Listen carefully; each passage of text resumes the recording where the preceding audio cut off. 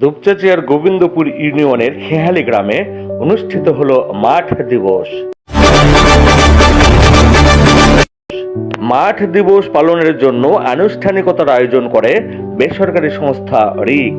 মাঠ দিবস উদযাপনের আয়োজনে সহযোগিতা করে বাংলাদেশ ব্যাংক এবং জাইকা। আলতাবনগর খেহালি গ্রামের মদিনা মসজিদ পাড়ায় অনুষ্ঠিত মাঠ দিবসের আলোচনা সভায় সভাপতিত্ব করেন মসজিদ কমিটির সভাপতি আনসার আলী।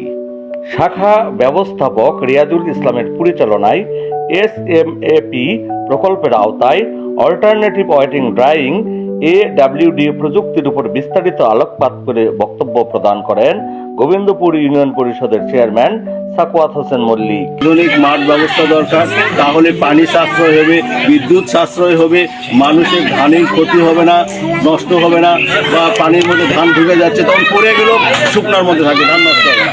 কিন্তু এখন তো পানির মধ্যে সব ডুবে যাচ্ছে।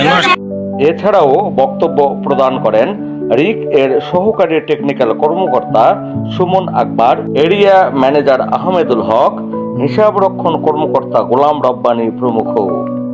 উল্লেখ্য, বোরো ধানের জমিতে AWD প্রযুক্তির মাধ্যমে পর্যায়ক্রমে ধানের জমিকে ভিজানো এবং শুকানোর সেচ পদ্ধতি অবলম্বন করলে 25 থেকে 30% পানি সাশ্রয় হয় এবং বিঘা প্রতি 2 মণ ধানের উৎপাদন বৃদ্ধি পায়।